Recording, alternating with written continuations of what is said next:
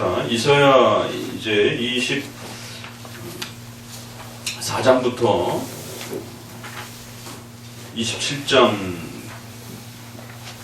27장까지 종말 심판과 관련된 이제 이런 아주 중요한 그 원리와 목적들을 아주 강하게 소개한다라고 그랬습니다. 특별히 13장 이후부터 거의 35장 뒷부분과 관련해서는 이방인 심판에 대한 부분을 더불어서 총체적으로 이제 최종 심판에 대한 이런 목적들을 그려내고 있다라고 말씀을 드렸습니다. 각 대선지서에 이렇게 상당한 분량으로 주변 이방 심판들에 대한 이야기들을 각각 다뤄내면서 하나님의 통치와 섭리의 그 위대함이 어떠한 것인지도 드러내고, 더 나아가서는 또 이러한 그 악한 나라들을 영적인 그 실체에 있어서 악한 자와 그 세력들로 또 이렇게 연결되면서 그리스도의 초림, 예수님께서 그 악한 세력들을 멸하시는 그리스도의 초림하고도 연결이 되고, 최후는 종말론적인 최후 심판하고도 연결이 되어서 결국 이 이방 심판에 대한 이야기들은 종말론에 대한 이러한 아주 중요한 그 내용들을 담아내고, 신론과 종말론이 이렇게 어우러지면서 종말론에 대한 이러한 아주 놀라운 그 내용들을 우리에게 담아내고 있습니다. 이제 그러다 보니까 이러한 주제들이 집중화되어지는 다니엘서 같은 이런 경우, 그 다음에 에스겔서도 그렇고, 또 스가랴서, 요한계시록, 이제 이런 형태들이 오늘 한국교회 안에 세대주의의 이러한 잘못된 종말론적 접근 때문에 가장 많은 그 혼란과 피해를 입히는 형태로 한국교회 안에 이 종말론의 고통을 또 이렇게 강한 것을 보게 됩니다. 그래서 많은 이단들이 있었지만 시한부 종말론이라든가 이러한 세대주의적 종말론 형태가 가장 많은 그 어려움을 끼쳤다라고 말씀을 드렸어요. 그래서 선지서에서 나오는 이러한 종말론적 심판의 이러한 그 부분들을 어떻게 해석해 가야 하는지, 더더욱 우리의 이러한 그 역사적 개혁파 장로교회 입장에서는 어떻게 이러한 종말론적 그 내용들과 관련된 부분들을 해석해 왔는지들을 아주 잘 정립해 놓으셔야 됩니다. 그 지난번 요한계시록과 연결되어서 이런 부분들은 종말론은 시간에 대한 그 흐름이 겹쳐서 이렇게 예언이 되기 때문에 반드시 과거적인 그러한 성취가 발생이 되고, 현재적인 또 미래적인, 그리고 또 그 시간을 초월해서 어떤 영적인 의미를 이렇게 가르치는 이제 이런 부분들이 이렇게 서로 연결이 된다고 그랬어요. 그래서 과거적 해석, 미래적 해석, 그 다음에 역사 전체를 보려고 하는 역사적 해석, 그 다음에 영적 해석, 이런 시간적 그 흐름들이 이렇게 구별이 되고, 그렇기 때문에 이러한 그 흐름은 어느 한쪽으로만 그 해석을 하기에는 지나침이 있다라는 것이에요. 그래서 과거적 해석을 주로 이렇게 선호하는 쪽은 자유주의자들이고, 미래적 해석을 지나치게 선호하는 쪽들은 세대주의 쪽, 시한부 종말론, 이제 이런 쪽들이 많고, 그 다음에 그나마 역사적 해석, 역사 전체를 보려고 하는 이런 입장이 칼빈이나 어거스틴이 주로 이렇게 좀 더 다루어 선호했던 입장이고, 또 미래적인 해석은 신비주의 쪽에서 이렇게 또 많이 선호하기도 합니다. 그럴 때 이제 우리가 개혁주 입장에서는 이 네 가지 부분들을, 사실 이제 과거 부분은 역사 속에도 들어가기 때문에 이렇게 과거를 빼고 이렇게 세 개로 잡기도 하고 뭐 네 개로 잡기도 하고, 아무튼 이 시간 섭리에 대한 부분들을 잘 고려하면서 7대 교리를 기초로 해서 그 7대 교리를 벗어나지 않는 범위 내에서 이러한 그 어려운 구절들을 해석해 가야 된다라고 말씀을 드렸습니다. 이 성경에서 가장 어려운 부분들이죠. 이 종말론에 대한 부분들은. 그러다 보니까 가장 많이 곡해되어지는 형태로 또 그렇게 영향을 또 끼치기도 했었습니다. 그래서 아무리 신기한 해석으로 접근한다 할지라도 그것이 7대 교리를 어긋나거나 사도신경의 이 기본 고백, 저리로서 산 자와 죽은 자를 심판하러 오시리라, 그리스도의 재림과 심판주 되심과 또 몸이 다시 사는 것과 우리 개인의 몸의 부활, 영원히 사는 것을 믿습니다. 이제 이런 사도신조의 그 기본 고백들이 웨스민스터로 확대가 되면 32장의 개인적 종말론, 33장의 우주적 종말론, 이렇게 해서 종말론의 7대 교리의 종말론의 핵심은 개인의 종말론, 우주적 종말, 이 두 가지 안에서 핵심 고백 교리들을 잘 지켜내야 된다는 것이. 개인의 죽음과 관련해서는, 개인의 종말과 관련해서는 개인이 죽는 이야기죠.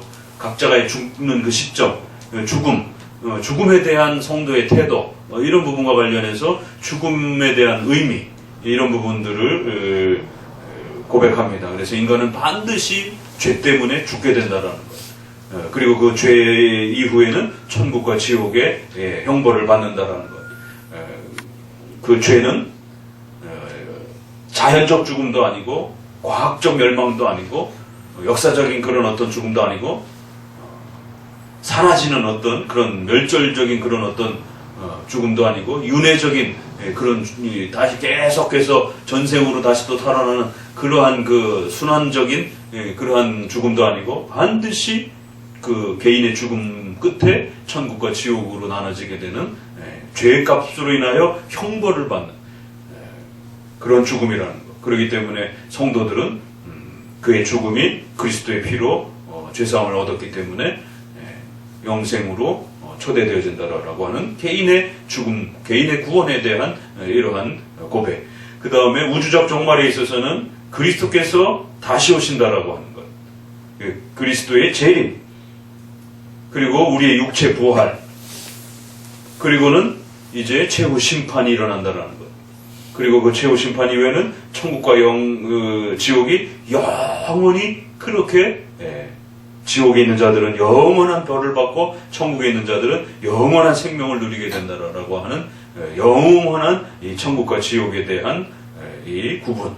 이런 부분들이 가장 핵심인 것입니다. 그래서 이 부분을 넘어뜨린다든가 이거를 잘못 해석하게 되면 이제 이단의 시비가 붙을 수 있는 것이에요. 그래서 항상 이 기본 교리를 잘 지켜내면서 이 기본 교리를 가지고 벗어나지 않는 범위 내에서 각 구절들 안에서는 시간적인 그러한 네 가지의 이러한 그 형태의 섭리적 성취와 내용들을 잘 고려하면서 이게 좀 더 과거에 성취된 이야기인지 아니면 또 미래적인 어떤 기대를 소망을 제시하고 있는 것인지 아니면 역사 전체의 그 과정들을 이렇게 다뤄내는 내용인지 이런 부분들을 좀 더 세밀하게 살펴가면서 또 최후 종말론적 그런 그 성취로서는 또 어떤 또 예언적 내용들을 담아내고 있는지 이런 부분들을 이렇게 접근해 가시면 됩니다.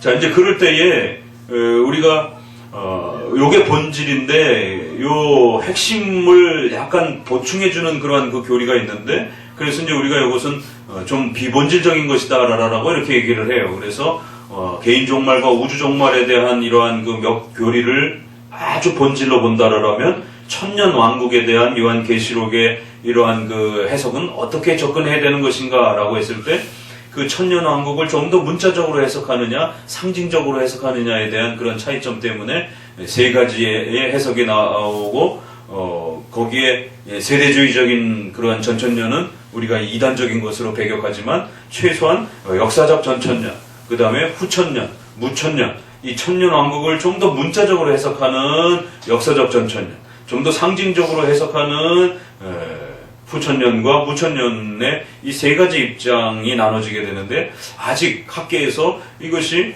좀 더 성경적이다라고 이렇게 확고하게 통일되어 신앙고백적으로 통일되지 못했기 때문에 이 세 입장을 다 존중하는 것입니다.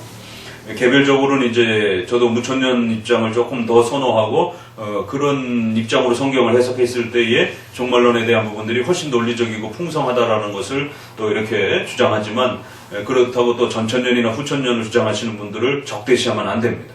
요거는 비본질적인 종말론에 있어서는 비본질적인 부분이라는 겁니다. 그래서 반드시 싸워야 되는 핵심 교리와 좀 여유를 가지고 접근해야 되는 비본질적인 그러한 또 천년왕국에 대한 해석들을 또 잘 고려하셔야 된다는 거예요. 그러나 이제 이 천년왕국의 이러한 그 시간과 또 이러한 그 시간과 숫자에 대한 이런 부분들이 해석하는 접근 방법이 있기 때문에 이사야나 에스겔이나 다니엘서 전체를 또 보는 하나의 성경적 관점을 이렇게 마련해 준다라는 것이죠. 그래서 단지 천년 왕국만 그렇게 보는 것이 아니라 그 계시록과 구약에서 종말론에서 나타나는 다양한 그 시간과 숫자와 사건의 그러한 그 통합적 내용들을 좀 더 상징적으로 볼 것이냐, 아니면 좀 더 문자적으로 볼 것이냐에 대한 이제 그러한 입장이 같이 어우러집니다.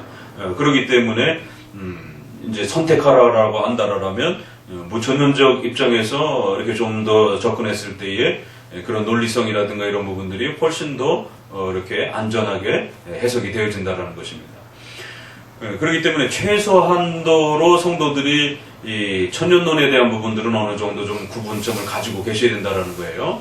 이제 선지서에서 계속적으로 그 숫자와 사건과 인물과 이런 부분들이 계속 겹쳐 나오기 때문에 이런 부분들을 일관성 있는 하나의 방향성을 가지고 보지 못하면 결국 이 세대주의의 형태가 또다시 이렇게 파고드는 아주 극단적으로 지나치게 문자적으로 이렇게 보려고 하는 이제 그래서 어떤 인물, 적그리스도, 또 그 다음에 숫자, 사건, 또 어떤 공간, 지역 이런 부분들을 아주 구체화시키려고 하는 이제 이러한 극단성들이 그래서 성취되지 않으면 또 이제 다른 핑계를 대고 이장림 목사가 1998년인가요? 뭐 아무튼 그 언저리쯤에 2000년 전에 그렇게 날짜를 계산해 가지고는 종말 온다고 휴가 온다라고 그랬다가 아무 일도 안 일어나니까 또 이제 뭐 날짜가 바뀌었다라고 그러면서 그러니까 이 시한부 종말 사람들은 계속 그렇게 바꾸는 거예요.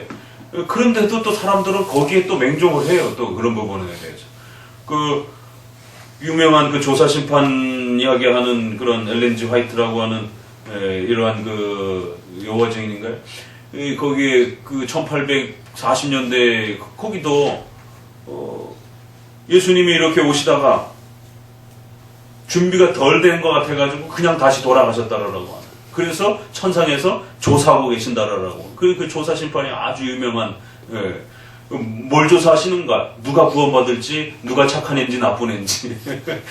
이게 아주 전형적인 산타크로스와처럼 결국 그리스도께서 구원을 확정하는 게 아니라 누가 똑바로 사는지, 누가 구원을 성실하게 죽을 때까지 잘 유지하는지, 중간에 배도하고 떨어져 나가는지, 그래서 누가 착한 애인지 나쁜 애인지, 누가 착하게 신앙생활 잘 하는지, 중간에 시험에 빠져가지고 기독교를 버리는지, 끝까지 지켜본 다음에 결정하겠다라는 것이.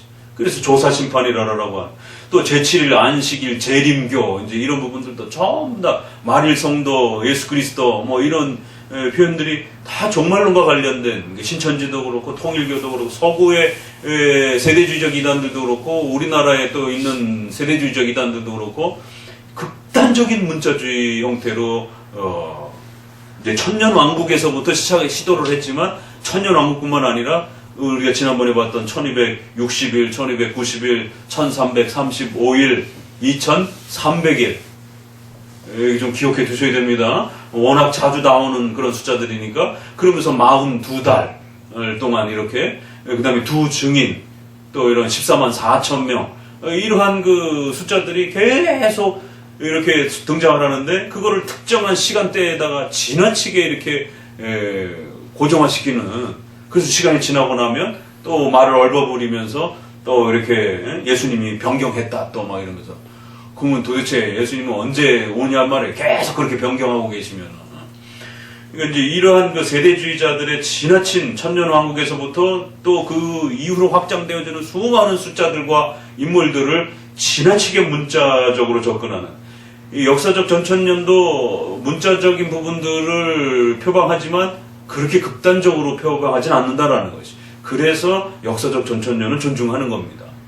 그리고 후천년과 무천년은 좀 더 그러한 표현들을 상징적으로 좀 보려고 하는 것이에요. 천년이나 14만 4천이라든가 또 두 증인이라든가 1260일이라든가 이런 부분들을 좀 더 상징적 의미로 한때, 두때, 반때라든가 이런 부분들을 상징적으로 보려는 이제 그런 부분이 차이가 좀 납니다. 그래서 문자적으로 접근하느냐 아니면은 좀 더 상징적으로 접근하느냐. 자, 그럴 때 이제 그 표에 있는 것처럼 표의 앞부분에서는 그 천년론에 대한 부분들을 이렇게 소개해놨죠. 자, 크게 천년을 기점으로 해서 보셔야 됩니다. 이게 자꾸 헷갈려요. 그러니까 이제 최근에는 좋은 책들도 많이 나오고 그러니까 우리 성도들도 이 종말론과 관련해서는 그 천년론에 대한 이런 부분들을 정립해 놓고 그런 좋은 책들을 좀 이렇게 읽어 가시면 좋습니다. 종말론에 대한 부분은 이제 근대에 와서 100년, 200년 동안 많이 쏟아져 나오고 있기 때문에 이런 부분들을 성도들도 이렇게 읽어내면 또 좋은 종말론에 대한 내용들을 풍성하게 가질 수 있습니다. 이제 그런데 이 천년론을 중심으로 해서 요한계시록이나 종말론을 펼쳐갈 때 항상 이렇게 어려움이 되는 거는 학자들이 마음대로 이제 자기가 원하는 대로 설명을 해가다 보니까 이제 그 방향성들이라든가 이런 부분들이 이렇게 그냥 신학을 공부를 했기 때문에 전제를 하고 막 표현을 해요. 그러니까 이게 막 헷갈리고 막 순서를 앞뒤로 어떻게 잡느냐에 따라 표현도 이렇게 또 좀 혼동이 되고 그러기 때문에 좀 개념을 정리를 해 둘 필요가 있습니다. 반드시 우리가 요한계시록과 관련해서는 무천년 쪽에서는 점층적 확대법이라고 그랬어요. 그래서 그 7교회, 7인나팔 이런 것도 똑같은 얘기를 계속 점층적으로 확대해 간다는 거예요. 반복해서. 그래서 3번 반복하는 인나팔 대접. 그 다음에 7교회. 그래서 7이라고 하는 완전수. 그래서 7교회의 이러한 모습을 통해서 어떤 특정한 시간대에 존재했었던 특정한 교회가 아니라 그래서 그 먼저 등장하는 그 교회부터 이렇게 에베소 교회부터 뭐 이렇게 시작해가지고 맨 마지막에 두아디라 교회라든가 뭐 이렇게 해갖고는 시간적으로 해석하기도 합니다. 그게 초대 교회 때 또 로마 콘스탄틴 때 또 뭐 중세 시대 때 종교개혁 시대 때 이렇게 특정하기도 하지만 우리 입장에서는 그렇게 보지 않고 전체 하나님의 교회의 여러 가지 각 교회의 수준과 특징들을 이런 모습으로 이렇게 교회가 또 여러 가지 어려움들을 겪으면서 살아갈 수 있는 다양한 모습들을 그렇게 7교회로 그려냈고 4장부터 이제 마지막 장까지는 시간적으로 해석하지 않는다라는 것이 지나치게 시간적으로 해석하게 되면 세대주의에 빠지는 겁니다. 이제 역사적 전천년은 조금 더 시간적으로 해석합니다. 문자적으로 보기 때문에. 그래서 각 장들을 인나팔 대접을 좀 더 시간적으로 보려고 해요. 문자적 그대로. 그러나 우리는 그 시간이 서로 안 맞는다라는 것이죠. 어떤 부분은 맞는 것 같지만 어떤 부분들은 오히려 이렇게 다 죽었는데 또 다시 악인들을 다시 심판을 하고 또 마지막 7째 인과 첫 번째 나팔이 이렇게 겹쳐 있기도 합니다. 이렇게 각각의 7개도 아니고 또 이렇게 겹쳐 있고 이 7째 인과 첫 번째 나팔이 겹쳐 있고 7째 나팔과 첫 번째 대접이 이렇게 겹쳐 있고 그래서 이게 딱 정확하게 7개가 끝나고 또다시 7개가 시작이 되는 이런 구조도 아니란 말이에요. 그러니까 그리고 또 대접에 대한 부분들이 다 끝이 났는데 갑자기 18장, 17장 바벨론을 심판하는 부분에서 또 그 대접과 이런 천사들이 다시 등장을 하는 그러니까 3분의 1씩 멸망을 했는데 또 남은 자들을 또 다시 심판하게 되는 도대체 그 남은 자들은 또 어디서 나타나는 그런 그 심판의 대상자들이냐라는 거지. 그래서 이거는 조금만 자세히 이렇게 관심을 갖고 들여다보면 이게 정확하게 시간적으로 해석하기는 너무 무리가 있는 거예요.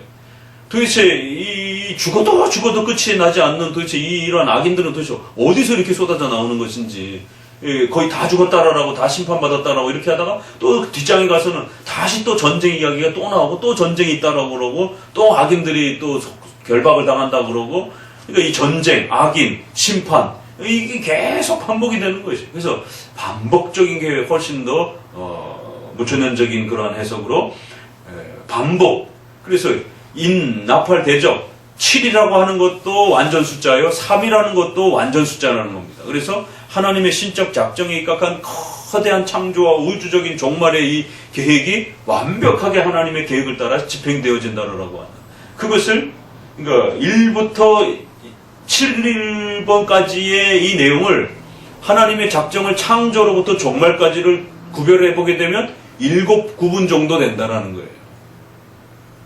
그렇게 하나님의 작정과 섭리 역사를 7번으로 이렇게 나눠서 볼 수도 있다라는 겁니다.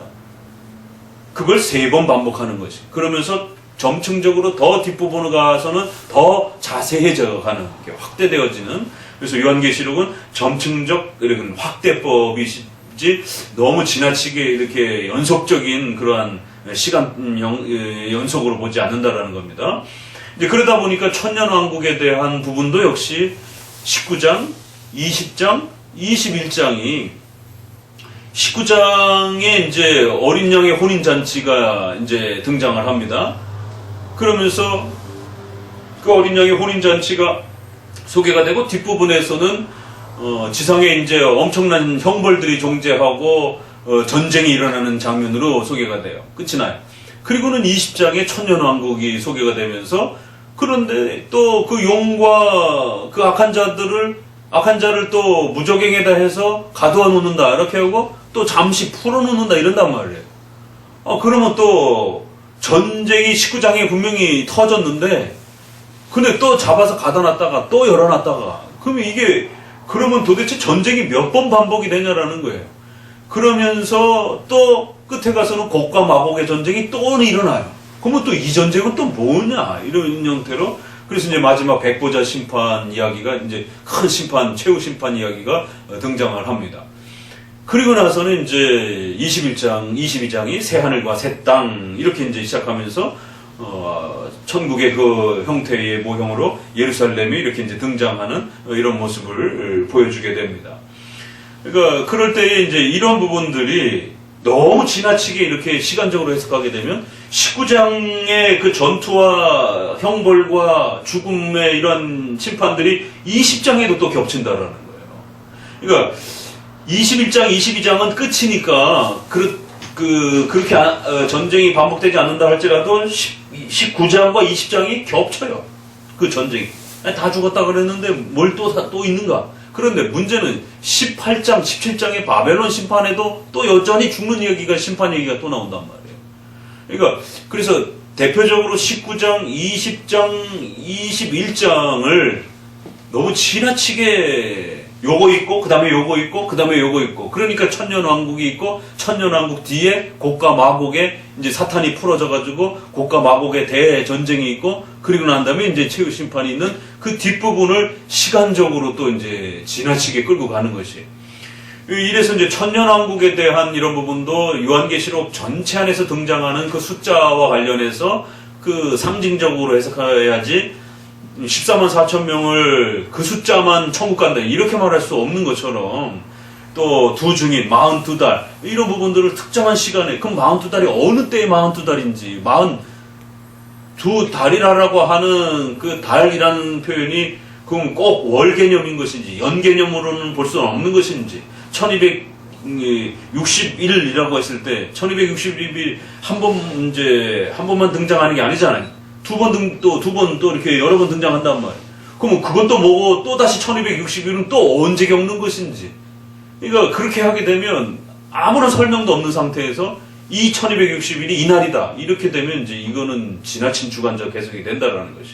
그래서 앞부분의 부분들을 상징적으로 해석했다라면 당연히 천년왕국에 대한 부분도 상징적으로 10의 3배수로서 이렇게 완전 숫자를 3번 반복하는 이런 형태들은 구약에도 그렇고 신약에도 그렇고 늘 이렇게 자주 그들이 사용했던 숫자 기법이기 때문에 그러한 통일성 아래서 그 이스라엘 백성들이 사용했던 그 숫자의 역사적 그들의 모습 속에서 우리가 해석을 해야지 오늘 우리 시대의 어떤 수의 개념을 가지고 접근해서 해석하면 안 된다라는 것이죠.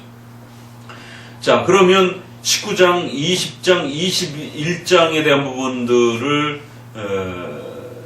세대주의는 너무 지나치게 시간적으로 해석하고 문자적으로 해석하는 거고 전천년은 그보다 조금 특정화시키지 않는 이제 이런 형태로 좀 온건한 시간적 해석인 거고 후천년과 무천년주의자들은 좀 더 상징적으로 보는 것이. 자, 그럼 크게 기준점을 천년왕국을 중심으로 해서 보셔야 됩니다. 이제 학자들이 재림을 중심으로 해서 막 설명도 하기도 이러다 보니까 이게 재림을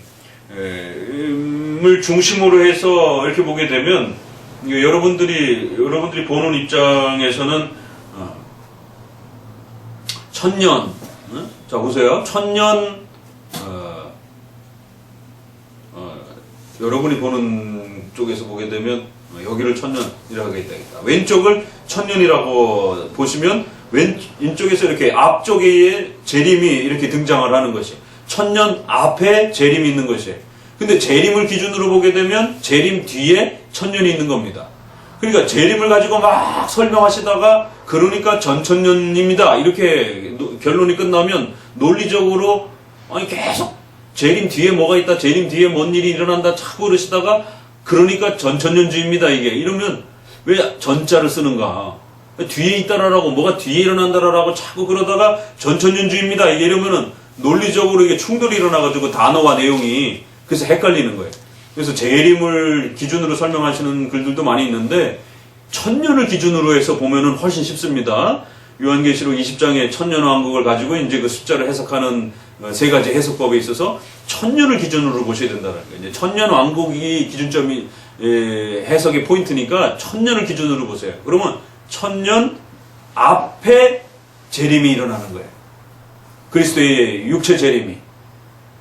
그래서 천년 앞에 일어나니까 전천년 해석이라 이렇게 해석하는 겁니다. 그러면 거꾸로 재림이 이 뒤로 갑니다. 천년 뒤로 가는 거예요. 그러니까 후천년이 되는 거예요. 천년 후에 뭐가 일어난다. 천년 후에 뭐가 일어난다. 후에 뭐가 일어난다. 이렇게 말을 하면 후천년이 되는 거예요. 그런데 이것도 자 보세요. 재림을 기준으로 해가지고 천년이 앞에 있어요. 후에 뭐가 일어난다. 후에 뭐가 일어난다. 재림을 기준으로 해서 막 설명을 하잖아요. 그러니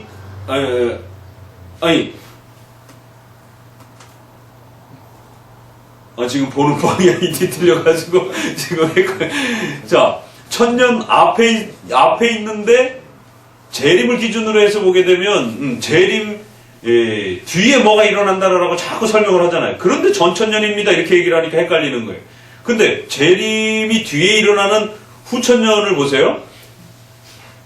재림 앞에 천년 있잖아요. 재림을 기준으로 하면 앞에 뭐가 일어난다. 앞에 뭐가 일어난다. 그러니까 후천년입니다. 이러면은 논리적으로 이게 혼동이 오는 거예요. 앞에의 어떤 사건들을 잔뜩 이야기하다가 그러니까 후천년입니다. 재림을 기준으로 하게 되면 앞뒤 개념이 전, 후, 천년, 전천년, 후천년 이게 단어가 이렇게 앞에 뒤에라는 말과 설명이 논리적으로 서로 이렇게 연결되어 있질 않아가지고 굉장히 헷갈립니다. 그래서 다 천년을 기준으로 보셔야 돼요. 천년을 기준으로 그 천년 전에 뭔가 재림이 일어나고 심판이 일어나고 휴거가 뭐 이런 이야기들이 천년 앞에 그 종말론적 어떤 사건들이 터진다라고 얘기를 하게 되면 전천년 해석인 거예요. 그러니까 그 천년 전에 어떤 사건들을 찾아가려고 자꾸 그러는 겁니다. 그래서 세대주의적 전천년은 바로 이 천년 앞에 예수님이 재림할 때에 재림의 어떤 징조와 사건들을 시간대를 나눠가지고 자꾸 사건과 인물과 시간대를 장소를 특정해가지고 예수님의 재림의 어떤 징조들을 찾아가려고 하는 거예요. 천년 전에 어떤 사건들이 일어난다. 그러면서 천년에 어마어마한 이제 통치 아래 들어간다. 이렇게 들어가는 것이.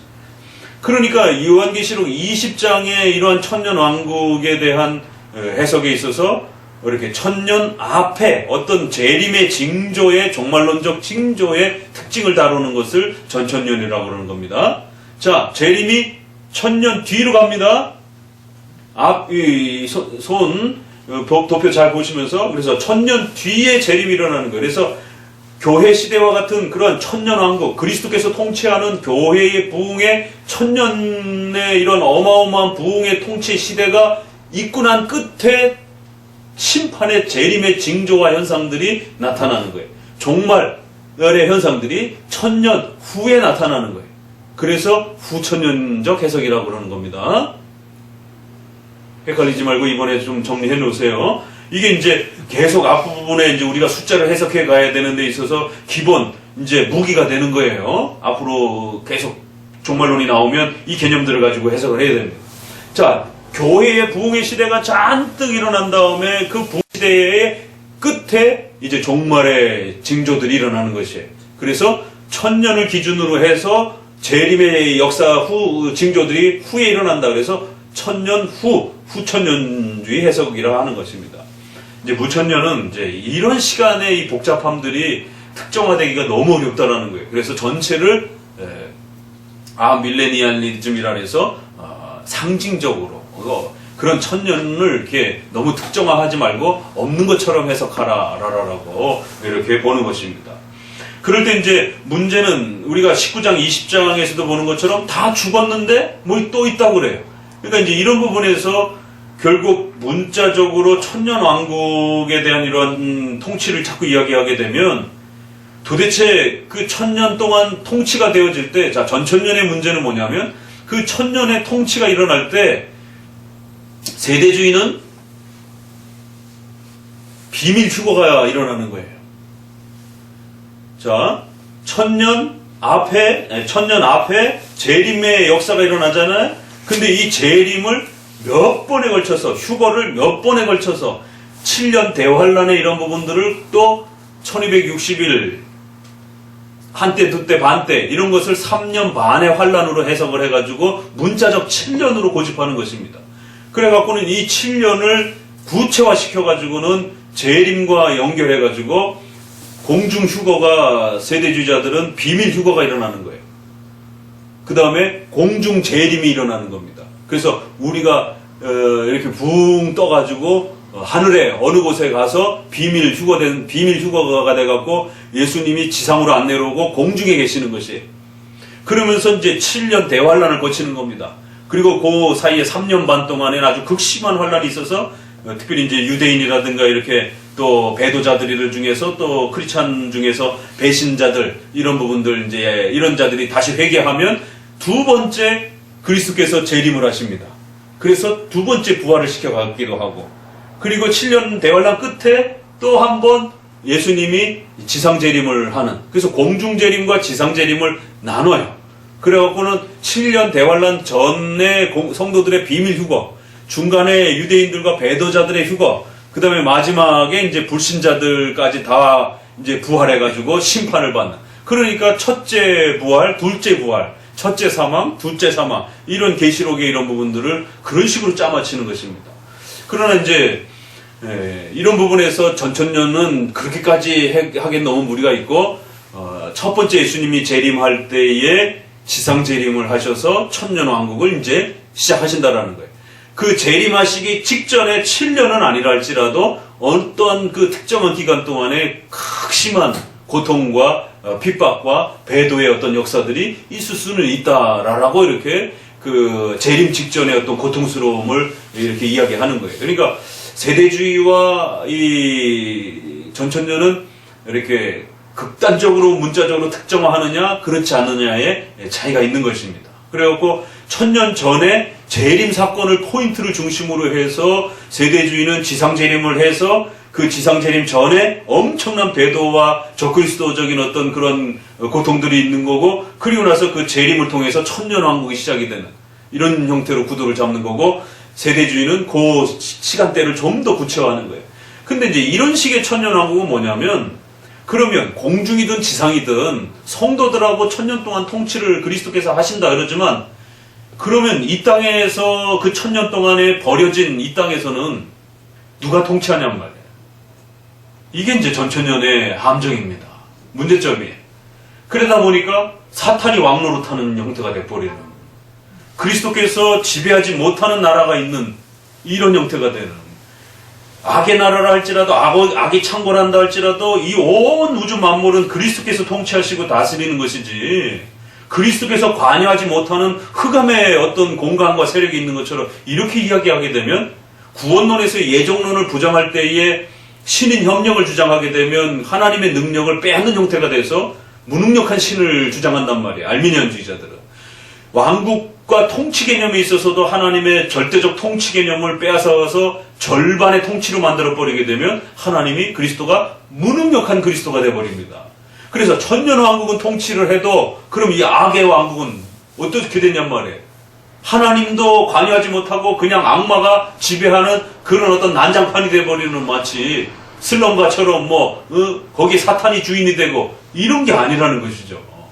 욥기서에 있는 것처럼 사탄도 하나님이 허락하시고 하나님의 작정과 섭리 속에서 움직여가는 것이지 결코 그렇게 그리스도께서 관여하지 못하는 그런 흑암의 세력이 1000년 동안 있다가 이제 최후 종말이 완성이 되어야 온 우주 만물을 그리스도께서 통치한다. 이러면 심각해지는 겁니다.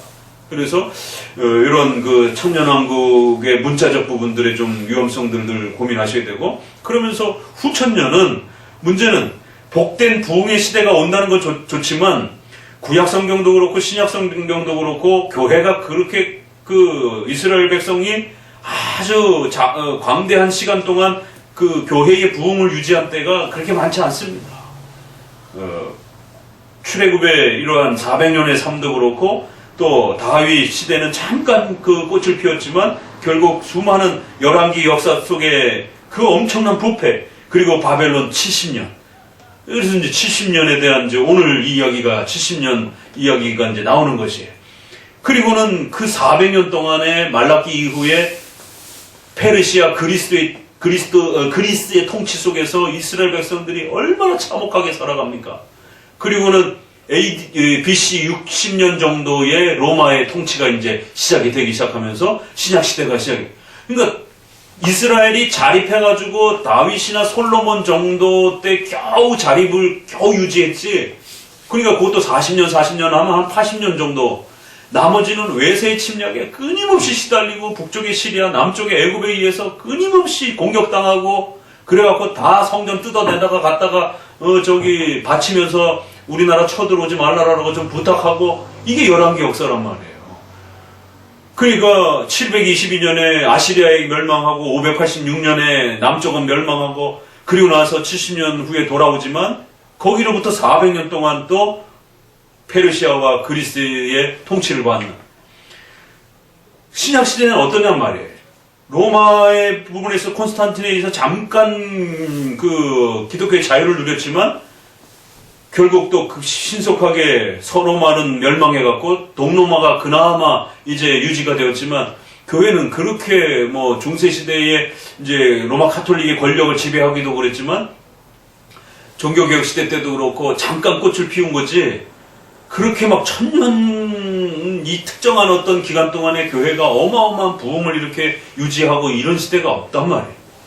그러니까 성경에는 끊임없이 환난과 고통과, 이사야 보세요. 시작하자부터 시작해서 얼마나 하나님의 책망과 진노와 또 주변 열강으로부터 끊임없이 침략을 받고, 이런 어떤 성도와 교회가 그 고난과 고통과 아픔 속에서 어떻게 살아가야 될 것인지, 이런 부분들이, 또 시편만 보세요.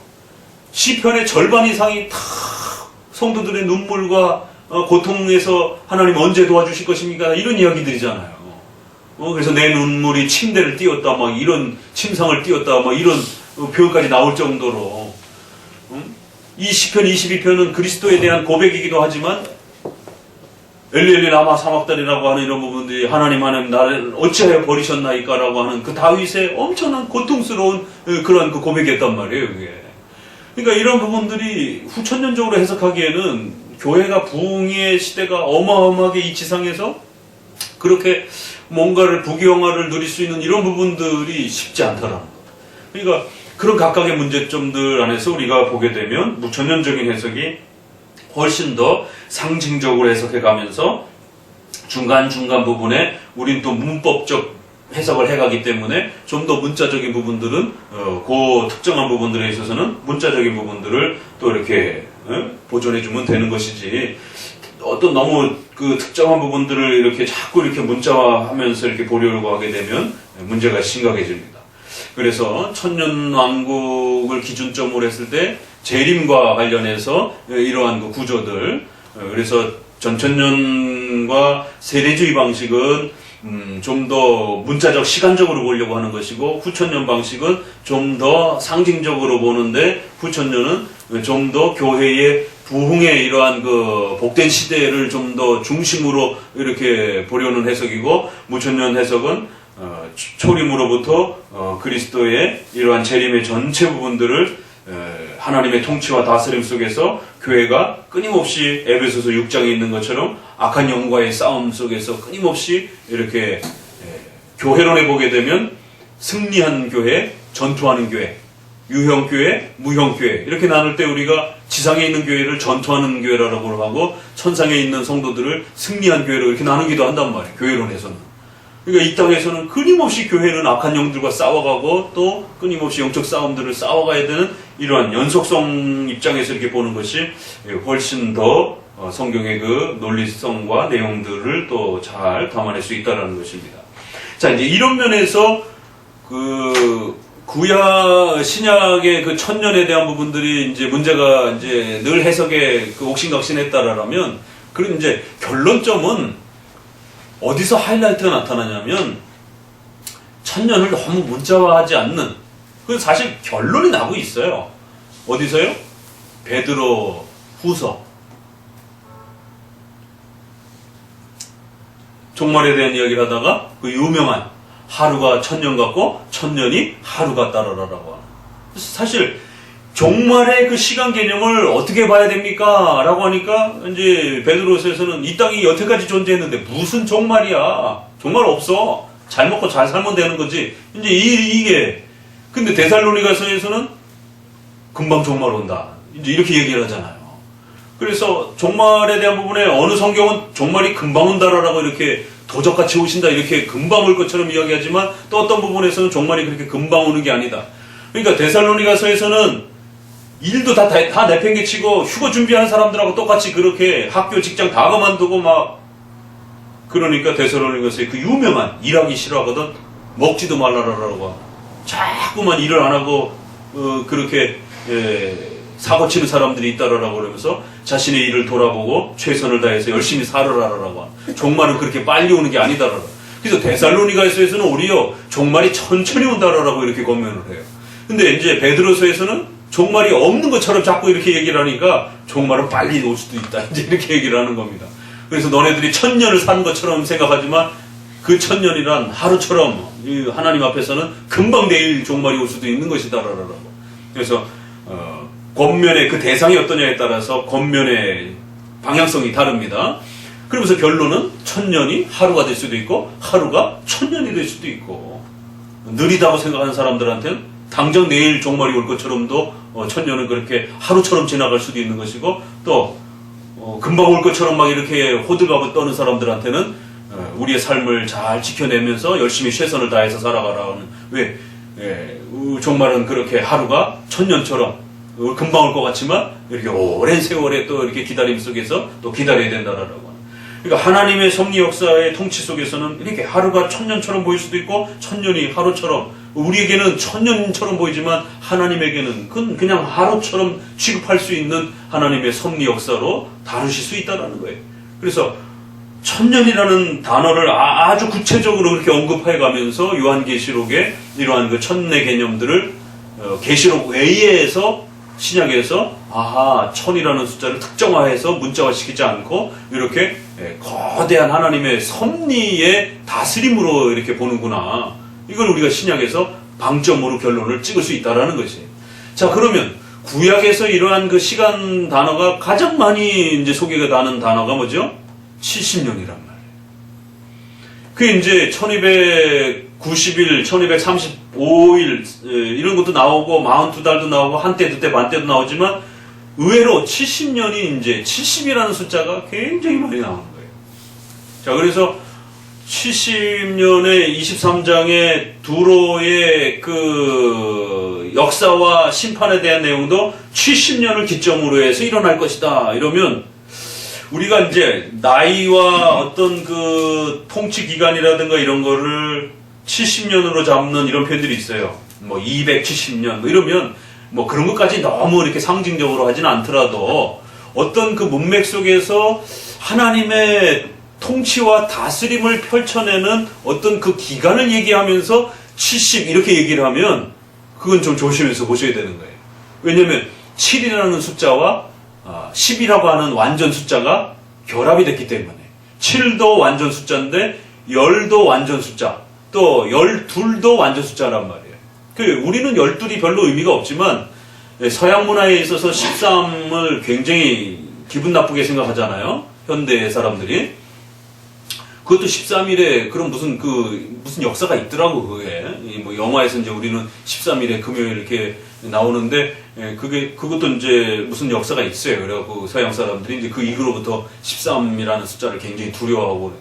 우리 한국 사람들은 이제 동양 문화에서는 사자, 여기가 이제 죽을 사 발음이 난다 해가지고 사자를 싫어하고, 그런데 오히려 이스라엘 백성들은 12이라는 숫자를 굉장히 좋아합니다.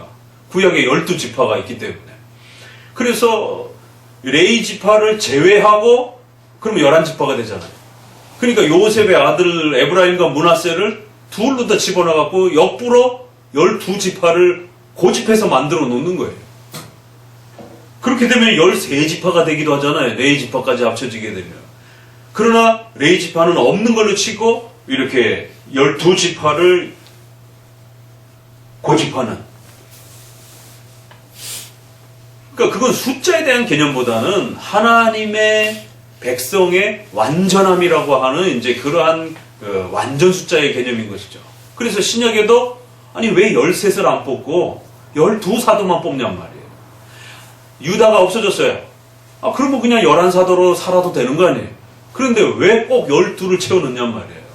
그러니까 이제 이런 부분들이 구약과 신약의 12이라는 숫자가 완전 숫자이기 때문에 그래서 요한계시록에서 천상의 마지막 21장, 22장에 예루살렘을 보니까 12사도와 12지파의 이름이 그렇게 예루살렘 성전에 박혀 있더라라고 하는 하나의 완전 숫자적 개념으로 교회를 12로 표현을 하는 것입니다. 두 증인이 이랬을 때도 둘이라는 표현으로 교회를 표현하듯이. 자, 그러니까 7하고 10의 이러한 그 완전수인데 이것이 겹쳐버린 거예요. 그러니까 겹쳐버리니까 완전히 겹쳐버리니까 더 강한 완전성의 이런 의미가 드러나는 것이죠. 자, 그러면 이제 한번 지난번에도 힌트를 준 것처럼 구약에 찾아보세요.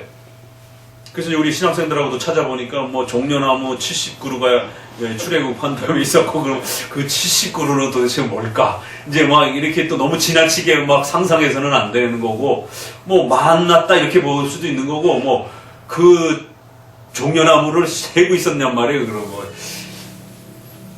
하나는 말라 비틀어져 있으면 어떡할 거예요, 그러면.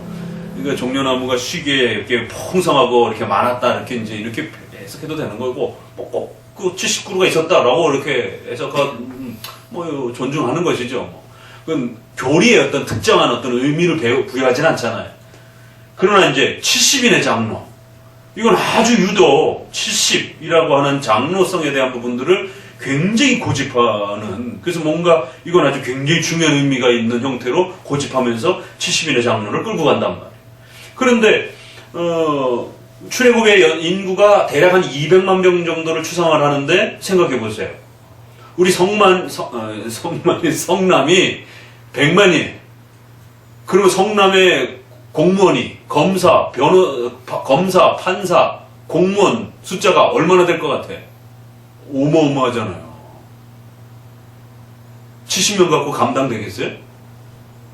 그 엄청난 행정 서비스를 해야 되는데 모세가 혼자 다 하다 보니까 밤새도록 해도 모자르잖아요. 뭔가 시비 붙은 것들 나와가지고 이거 해결해달라라고 그러는데 그거를 일일이 다 모세가 재판을 하려고 하다 보니까 막 잠도 못 자고 해도 인구가 너무 많으니까 애들하고 뭐 이렇게 빼더라도 어른들만 해도 100만, 작게 잡아도 100만, 조금 더 잡으면 150만인데 성남의 이런 인구가 100만인데 계산을 해보면 공무원이 그거 갖고 되냔 말이에요. 70인 갖고 택도 없습니다. 그러면 왜 이 70인이라고 했을까? 그러면 꼭 70명이다 라고 해도 될 수도 있는 것이고 뭐 꼭 그건 틀렸다라고는 아니에요. 그러나 그렇게 70인을 아주 중요한 의미로 이렇게 끌고 간단 말이에요.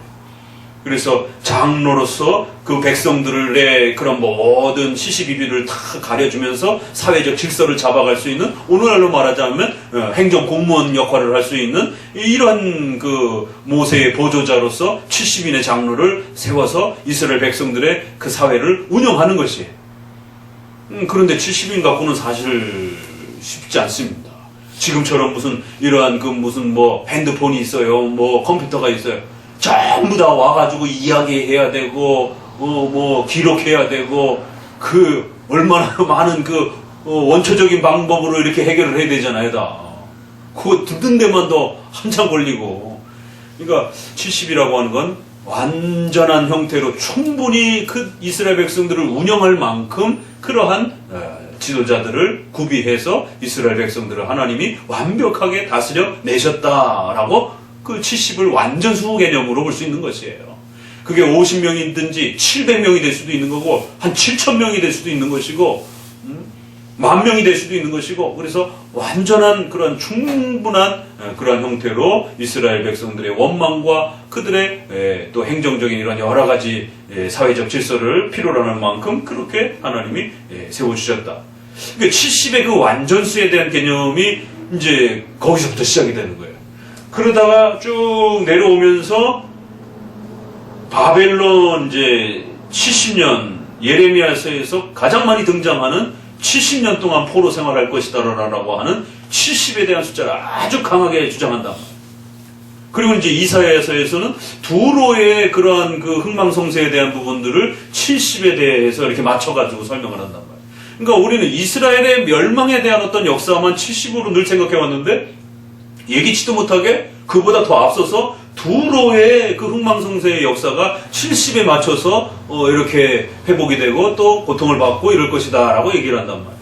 그럼 그 70이 언제냔 말이에요. 바벨론의 이제 그 70은 좀 더 역사 시간하고 맞춰져 있기 때문에 역사 바벨론의 그 침략과 관련해서 이스라엘의 멸망의 시점을 기준으로 해서 좀 더 계산하려고 해요. 역사적 해석을 좀 더 해보려고. 그러다 보니까 605년 정도로 잡아서 성전 건축이 완성이 된 게 제2 건축이 된 게 바벨론에서 돌아왔을 때 고레스에 의해서 해방하고 돌아왔을 때 516년. 그러니까 대략 70년 정도를 그렇게 잡습니다. 그러니까 바벨론 포로로 잡혀가는 게 605년으로 중심으로 해서 다니엘이 잡혀가던 이제 그 이른 시기부터 시작해서 뒤늦게 또 이렇게 잡혀가는 게 한 3차례 잡혀갑니다. 1차, 2차, 3차. 포로로 다시 귀환될 때도 어떻게 해요? 1차, 2차, 3차. 이렇게 스룹바벨과 예수와 그 다음에 에스라, 느헤미야 이렇게 3차로 걸쳐서 이렇게 돌아오듯이. 그러니까 또 후대 연대로 586년에 멸망한단 말이에요. 네. 아니죠. 그 순서를 수정합니다. 605년에서 바벨론 포로에서 고레스가 돌아가라라고 칙령을 내려준 게 536년입니다. 그래야 70이 되잖아요. 70 더하면 600이 되니까, 그렇죠? 우수리 빼고 5년, 6년. 그러니까 대략 536년에서 605년까지가 BC는 뒤로 계산을 해야 되니까 70을 더하면 536에서 70을 더하면 605년 정도가 나오잖아요. 그 70년. 586년에 멸망했으니까 거기로부터 70을 빼면 516년이란 말이에요. 516년이 성전이 완성된 기간이에요. 그러니까 포로로 돌아온 기간을 잡아야 되는지 성전 건축이 완성된 거를 기준으로 잡아야 되는지 이것도 약속이 없는 거예요. 도대체 이 예레미야는 뭘 가지고 70년이라고 이야기를 한 건가?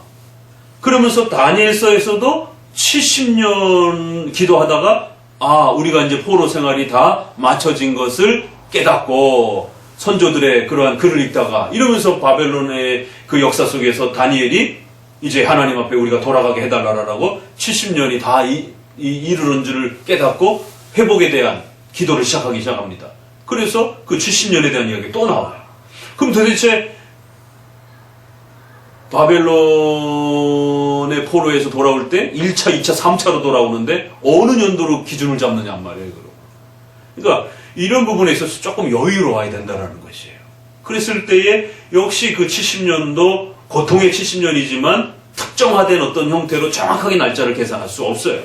그러니까 그런 걸 보게 되면 역시 예레미야에서 등장하는 이 70년도 하나님이 계획하신 만큼 충분히 그들이 자기들의 죄를 다 이제 회개하고 과거처럼 그렇게 악했던 그 모습들에서 이제 성화되어지는 그러한 충분한 그 성화의 기간 동안 그들이 훈련받았다.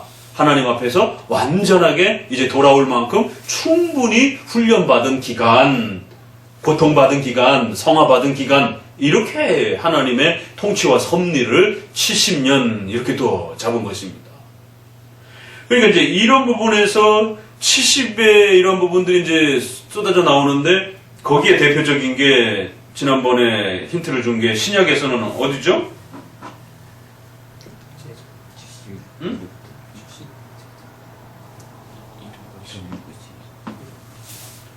일흔 번씩 7번 용서하라라고 하는 그 부분.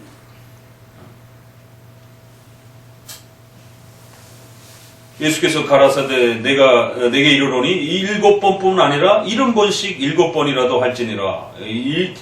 7이라는 말이 3번이나 강조돼요. 아주 전형적인 히브리적 표현인 거예요. 그래서 7에 70.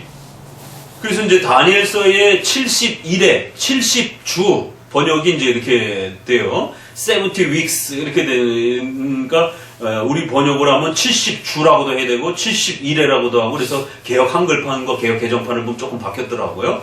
그러니까 이제 옛날 표현으로는 제 개역 한글에서는 71회 이렇게로 되어 있어서 70에 7 이런 거예요. 근데 이제 이게 원문으로 보게 되면 7이 앞에 옵니다. 샤부임, 시부임, 샤부임, 시부임. 이게 좀 기억해 두세요. 샤부임, 시부임. 샤부임, 시부임. 뭔 부인이야? 그러지 말고. 샤부임, 시부임. 그래서 7이 앞에 오고 70이 뒤에 와요. 근데 이 헬라어의 이 마태복을 보니까 7번씩 70번. 근데 이것도 사본에 따라서 70번씩 7번 이렇게 돼 있는 데도 있어요. 그러니까 자유롭게 쓰는 겁니다. 그러니까. 그래서 여기서 또 보세요. 7번씩 70번씩 아니라 7번이라도 이렇게 해서 이쪽으로 보면 7에 70이 되고 뒤쪽으로 보면 70에 7번씩 이렇게 7번뿐만 아니라 70에 7 이렇게도 또 돼 있잖아요. 그러니까 이 부분에서도 70을 히브리인들이 이런 식으로 사용하는구나. 또 어디 있죠?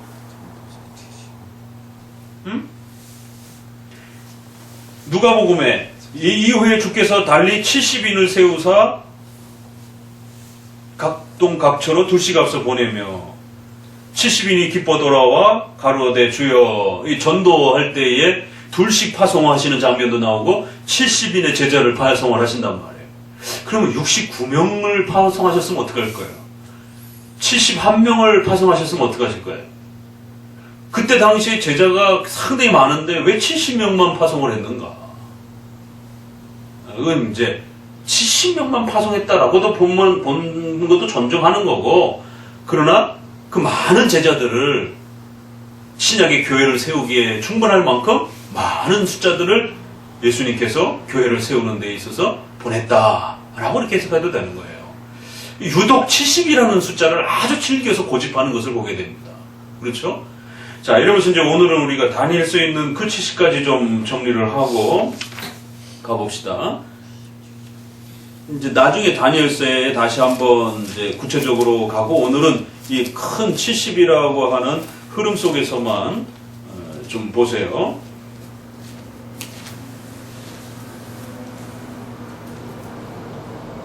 (9장) 2절 같이 읽어봅니다. 곧 그 통치 원년에 다니엘 9장 2절 시작. 읽어요. 통치 원년에 나 다니엘이 서책으로 말미암아 여호와의 말씀이 선지자 예레미야에게 임하며 구하신 그 연수를 깨달았나니 곧 에브라임의 왕이 70년 만에 왕시리라 하시는 것입니다. 그러니까 예레미야서를 읽으면서 다니엘도 이 70을 끌어오는 것이, 그리고는 이제 이 70이라고 하는 숫자를 잘 이렇게 묵상해내면서 갑자기 9장 24절을 읽어봅니다. 이제 하나님의 교회에 대한 이런 통치와 다스림과 이런 역사들을 쭉 이야기하고 나서 24절에 그 하나님의 거대한 통치와 다스림의 섭리에 대한 그 통치가 이렇게 완성될 거다라고 하면서 숫자를 언급합니다. 24절 읽습니다. 내 백성과 내 거룩한 성을 위하여 70일로 기한을 정하였나니 허물이 마치며 죄가 끝나며 죄악이 영속되며 영원한 의가 드러나며 이상과 예언이 응하며 또 지극히 거룩한 자가 기름 부음을 받으리라.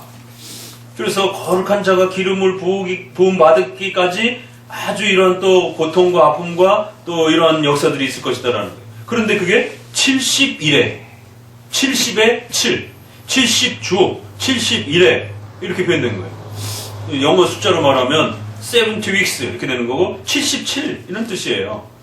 이게 샤보임, 시부임 이렇게 되어 있는 겁니다. 원문에는. 그래서 7이 앞에 있는데 그러니까 7의 배수 형태로 70이 들어간 겁니다. 이렇게 언뜻 보니까 아하 이 70이라는 게 7에 10이 붙어가지고 완전 숫자가 배가 되는 형태로 강조가 된 거예요. 그러니까 용서를 어떻게 하라고요? 끝도 없이 용서하라는 것이에요. 그걸 7에 70으로 사용한 겁니다. 하나님의 통치 역사가 어떻게 이루어질 거라고요? 아주 완벽하게 하나님이 계획하신 바대로 성취될 것이다. 그 하나님의 작정과 섭리를 이런 식으로 표현하는구나. 그러니까 우리 장로교에서 가장 많이 듣는 단어가 뭐예요? 하나님의 작정, 절대주권, 섭리 이런 단어 많이 듣잖아요. 그러니까 이거를 숫자로 표현하면 7에 70 이런 표현으로 1010 이런 표현으로 우리가 듣는 겁니다. 그래서 이제 그거를 좀 더 세분해가지고 이제 나누면서 이야기를 하기를 그러므로 너는 깨달아 알지니라 예루살렘을 중건하라는 그 영이 이제 날 때부터 기름 부음을 받은 자 곧 왕이 일어날 때까지 7일회와 62일회가 지날 것이요. 이 하나님의 거대한 이 창조부터 종말에까지의 이 거대한 역사가 지금 이 이사야서의 이 엄청난 이야기가 다니엘서에서는 이렇게 숫자로 정리가 된 겁니다. 지금 우리가 지금 39장까지 이스라엘과 이방나라 전체에 대한 하나님의 심판과 통치 역사를 지금 종말론적으로 이렇게 관점에서 보고 있는데 이런 거대한 역사가 이렇게 정리가 된 거예요. 그래서 7에 62에 한 일에 이런 식으로. 그래서 이거를 세대주의적으로 해석하게 되면 세대주의 관점으로 해석하게 되면 이건 이제 시간을 정하는 거예요. 특정화해가지고. 다만 이제 우리 쪽에서 역사적으로 해석을 우리도 해야 되기 때문에 이 교회가 지금 다니엘은 이스라엘이 포로 가운데 있기 때문에 그 포로기로부터 하나님이 어떻게 회복시켜 주실 것인가에 대한 가까운 역사적 성취를 이야기하는 예언적 내용도 있는 겁니다. 그러면 기름 부음 받은 자는 예수님이 아니라 이스라엘을 포로로에서 돌려줄 자. 그래서 고레스로 또 이렇게 많이 보기도 합니다. 그래서 고레스를 통해서 회복이 되는 거예요. 그때까지가 대략 한 50년, 77에 49. 연수로 해석을 하고, 이 일회를 연으로 해석하게 되면 7 곱하기 7, 1회 이런 뜻인 거예요.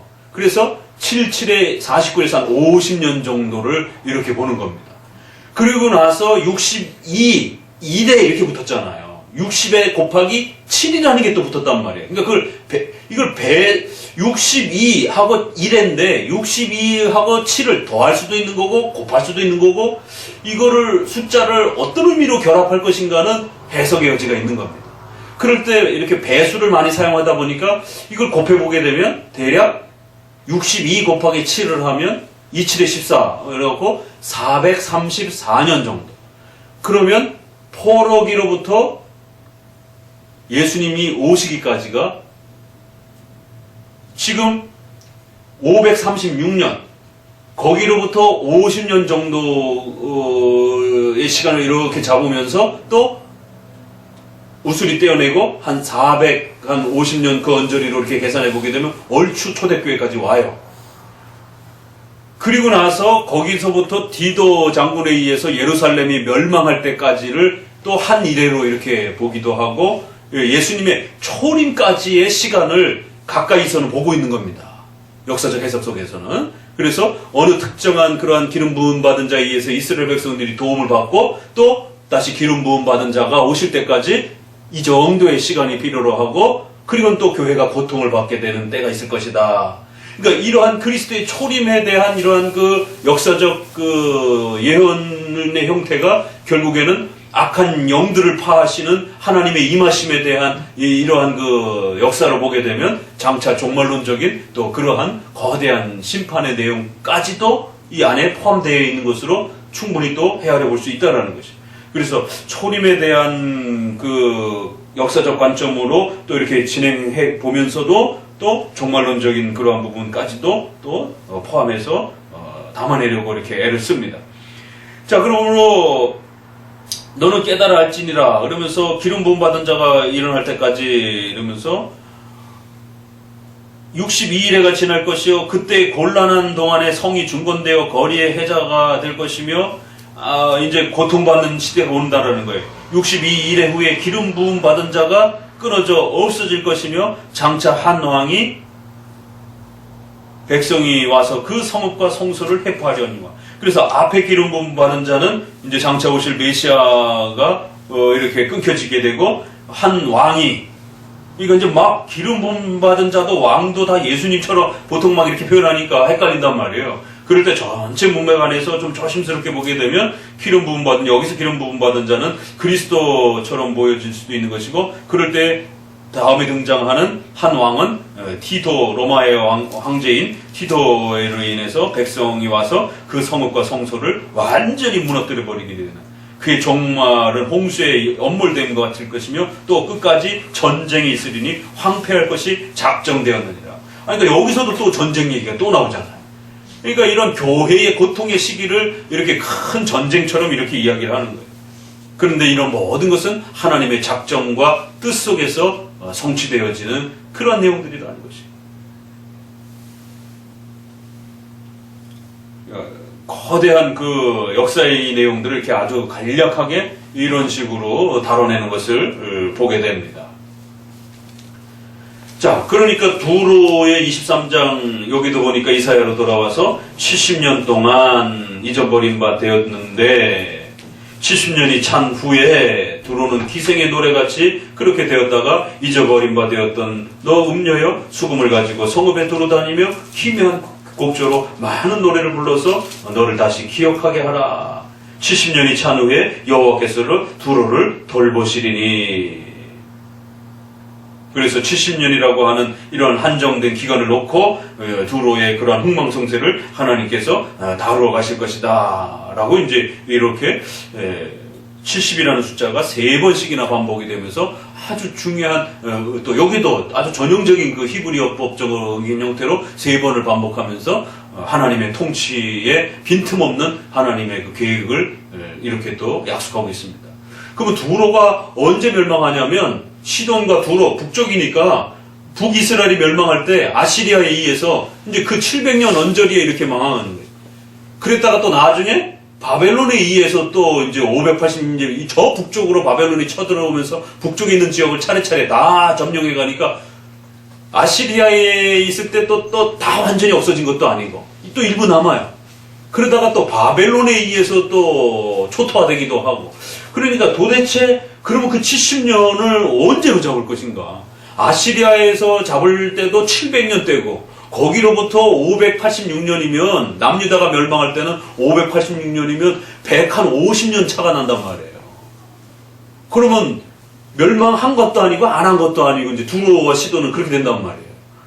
그러면 이제 이게 멸망했다고도 볼 수도 없고 안 했다고도 볼 수도 없고 이제 그러면서 나중에 오히려 이제 바벨론 이후에 페르시아로 넘어가면 이제 거의 오래 가요. 그러니까 두로의 역사가 실제로 일반 역사에서는 상당히 오래 갑니다. 그래서 완전히 없어질 때까지는 저 후대의 페르시아나 그리스까지 일반 학자들은 또 추적하기도 해요. 왜냐면 그냥 식민지로 근근히 또 계속 유지해 가는 거예요, 이게. 두로는 나라가 완전히 없어지질 않고. 그러다가 이제 역사 속에 아예 자체로 없어져 버리는 이제 그런 때는 이제 훨씬 후대라는 것이죠. 그러니까 이런 부분에서 그럼 이 70년은 상당히 짧은 기간인데 어느 기간으로 잡을 거냐 이게 쉽지 않다라는 거예요. 그래서 두로에 대한 이런 것도 역시 예레미야와 다니엘에서 70년에 대한 또 이러한 부분들을 사용한 것처럼 전형적으로 하나님의 통치와 역사의 다스림의 완전함 속에서 이러한 두로에 대한 모든 계획들도 하나님의 역사 속에서 반드시 하나님이 그들을 징계하고 또 그들 가운데 또 구원받는 자들을 또 하나님의 택자들은 또 돌아오게 하는 그런 역사가 있을 것이다. 그 이제 다니엘서 11장에도 보게 되면 거기에도 보면 이방 국가들 몇이 나와요. 그래서 이러한 나라들은 그 멸망의 한복판에서 제외를 받을 것이며 이렇게. 그 이방 나라들이 또 이렇게 그런 전쟁의 포화 속에서 구원받는 이야기들이 또 나온단 말이에요. 그러니까 그런 부분들이 결국 하나님의 이 통치와 역사 속에서 이스라엘뿐만 아니라 이방 나라들 가운데서도 또 건전해 주시는 또 그러한 또 혜택을 받기도 한다. 이사야에도 보게 되면 중간중간에 각 나라의 심판 이야기 하다가도 또 애굽도 끝에 가서는 또 하나님의 구원의 혜택을 누리는 자들이 있을 것이며 또 이렇게 이야기를 한다. 그래서 이제 우리가 본격적으로 들어가기 전에 정말로는 굉장히 힘든 거라 여기까지 서론을 이제 좀 다 마친 겁니다. 그래서 다음 주부터는 이제 또 그냥 읽어내가는 것은 그냥 한 10장씩, 5장씩 그냥 훅 읽어가도 돼요, 이제는. 그래서 기초적인 부분들을 이렇게 탄탄히 갖추고, 숫자, 의미, 인물, 사건, 이런 부분들 전체적으로 좀 더 무천년적인 그러한 상징적 의미 속에서 역사 전체를 7대 교리 안에서 이렇게 읽어내려고 열심히 애를 쓰셔야 돼요. 기존에 우리 안에 자꾸 이렇게 영상 이미지와 세대주의 때문에 이렇게 옛날에 들었던 그러한 내용들이 자꾸 머릿속에 잔재가 있어가지고 자꾸만 이렇게 종말론 부분 나오게 되면 상상을 하게 되는지 이러한 부분들이 있습니다. 그래서 이번 참에 아주 그런 부분들을 철저히 이렇게 뽑아내버려야 돼요. 그런 잘못된 7년 대환란, 휴거, 이러한 종말론적 적그리스도에 대한 어떤 특정한 어떤 이러한 설정, 이런 부분들에 대한 지나침, 열심 또 그 숫자를 지나치게 이렇게 계산하려고 하는 이제 이러한 시도들, 이런 부분들은 아주 조심하면서 차근차근히 주의하면서 그렇게 접근해 가야 됩니다. 그렇기 때문에 하나님이 구름 타고 오신다, 이런 부분들도 이사야에도 있고, 달과 해가 어두워지고, 땅이 변동하고, 빛비처럼 변하고, 이런 부분들이 아주 자유스럽게 다니엘서도 쓰고, 이사야도 쓰고, 얼마든지 쓰단 말이에요, 구약이. 그게 그대로 신약의 계시록에 또 인나팔 대적과 관련해서 또 그대로 반영이 된단 말이에요. 근데 그게 실제로 달과 해가 그렇게 어두워지느냐 이러면 이제 심각해지는 것이에요. 그러니까 세대주의자들이 마지막 3차 대전은 종말론적 심판은 뭘로 일어난다고요? 마지막 전쟁, 이 전쟁 얘기 많이 나오잖아요. 그러니까 곡과 마곡의 전쟁을 뭘로 해석하는지 아세요? 3차 대전을. 3차 대전이 일어나면 이제 종말 온다 그러는 거예요. 그러면 3차 대전은 핵전쟁. 핵전쟁 이야기 나오면 정말 준비하라라고 하는, 왜? 이제 핵이 폭발하게 되면 해라든가 이런 게 다 어두워져가지고, 이렇게 핵구름이 해갖고, 아주 잘도 갖다 맞추는 거예요, 이제 그런 식으로. 그럴듯하거든요, 이런 부분들이. 그리고 이제 불로 연단받는다든지 이런 부분. 그래서 연단받는다는 거 갖다가 카톨릭은 연옥교리로 그렇게 정화된다라는 걸 끌어냈고, 세대주의자들은 불심판을 받는다든지 이런 식으로. 불심판이 될지 어떤 심판이 될지 그건 알 수가 없는 겁니다. 엄청난 무시무시한 심판이다 라고 이렇게만 해석해야지, 그러한 해와 이런 부분들을 특정화시키게 되면 그 특정한 상태의 어떤 사건들을 고집하려고 하게 되는. 그러나 오히려 이런 내용들은 24장 마지막 절에도 있는 그때 달이 이렇게 수치를 당하고 해가 부끄러움을 당해서 이런 어두워지는 이런 부분들은 오히려 그리스도의 초림에 맞춰져 있단 말이에요. 초림 때 어떤 일이 벌어졌어요? 예수님 돌아가실 때? 해가 어두워지고, 무덤이 터지고, 이게 초림을 바라보고 있잖아요. 그래서 1차적 역사는 가까운 주변 나라와 관련된 역사적 성취고, 또 조금 멀리 가면 초림과 관련돼서 초림에서 예루살렘의 멸망, 디도 장군에 의해서 멸망. 그래서 예수님이 그 멸망을 바라보면서 얘기했던 건, 다니엘이 멸망을 바라보면서 얘기한 거는 아시리아에 의한 722년 멸망, 북쪽, 남쪽은 586년 멸망인 거고, 예수님이 멸망 이야기를 할 때는 어디예요? 70년에 로마 티도 장군에 의해서 예루살렘이 완전히 이제 식민지 생활하다가 이제 완전히 초토화되는 완전 멸망 형태가 70년에 이루어진단 말이에요. 그래서 마세다 전투라고 하는 유명한 언덕배기 전투 해갖고는 일본 사람들 뭐라 그래, 전원 옥사하는 거, 죽는 거, 뭐라 그러지? 그런 표현 있잖아요. 전부 죽는다, 이런. 뭐 그렇게 감이가지. 그 옥사, 감이가지. 응? 감이가지. 응? 옥사가 맞나? 지금 다 죄로. 다 죽는다라고 하는 그 무슨 그 고원인데 그 꼭대기에서 이렇게 딱 그 성을 이렇게 저기 뭐 전투하면서 마지막에 다 죽는 거예요. 그러니까 이스라엘의 군대라라고 하는 형태로 있었던 이제 저항 군대는 이제 다 죽는 거예요 거기서. 그러고 나서는 이제 거의 이제 이스라엘의 어떤 저항 세력들은 찾아볼 수가 없는. 그 70년 그러니까 이제 로마에서 화가 나가지고 이제 완전히 그냥 쓸어버리는 것이죠. 그러니까 그 멸망을 바라보면서 돌 하나에 돌도 남지 아니하고 다 멸망할 것이다라고 하는 것은 가까운 로마 70년에 의한 멸망을 말하는 거예요. 그러나 그것은 디도 장군에 의한 멸망이면서도 그래서 실제로 일어난 것을 충격을 주면서 이런 것처럼 장차 너희에게는 더 무서운 악에 대한 심판이 준비되어 있을 것이다라고 하는 형태로 미래적 또 경고로 끌어내는 것이. 그러니까 구약에서는 그리스도의 초림까지 내다보면서 또 더 먼 미래에 또 종말론적 심판을 그려내는 것입니다. 그렇기 때문에 선지서에서 종말론 이야기할 때는 정말로 이 세대주의자들의 이 악한 정말 교회를 어지럽힌 수많은 시대 동안에 교회를 어지럽히면서 성도들의 돈을 갈취하는 성도들의 생명을 갈취하는 그래갖고 다 같이 휴거 준비하자라고 그러면서 음독 자살하고 예전에도 뭐 저희 본고 목회자가 본고차 태워가지고는 성도들하고 같이 가가지고는 해나 보러 해 뜨는 거나 보러 가든가 그 엄한 성도들 데리고 가가지고는 강원도 그 경포인가 거기 가가지고는 그냥 다 농약 먹고 그냥 이제 우리 휴거 준비하자고 그러면서 그리고 또 오대양 사건 막 이럴 때도 거기 집단 자살해가지고 막 이렇게 이런 성도들의 생명을 빼앗고 또 휴가 될 거니까 돈 필요 없으니까 돈 다 교회로 갖고 와라 이러면서 그 돈 다 외화로 바꿔갖고 자기는 이제 외국으로 뜰 준비 다 하고 이렇게 이런 그 이장님 계통의 이러한 그 많은 또 시한부 종말론자들이 거의 대부분 그렇게 휴가 날짜 계산해가지고는 성도들을 전 재산을 또 최근에 그러니까 그리고 난 다음에 또 최근에 그렇게 신옥주 사건 터져가지고 피지에다가 거기가 천국이다라면서 전 재산을 갖다가 팔아가지고는 그렇게 피지로 땅을 사라라고 그러면서 결국엔 또 7년인가요? 뭐 9년인가 그 형을 받았잖아요.